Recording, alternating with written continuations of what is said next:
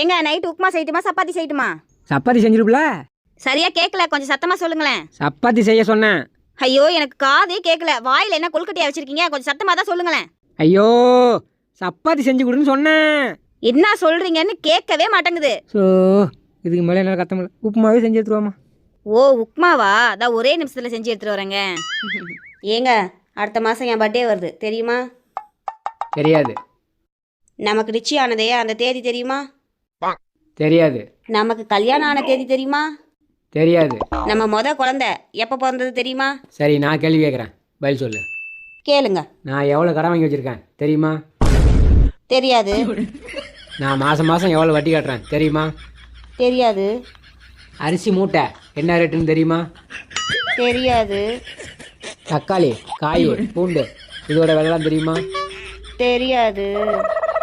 முதல்ல இதை தெரிஞ்சுக்க.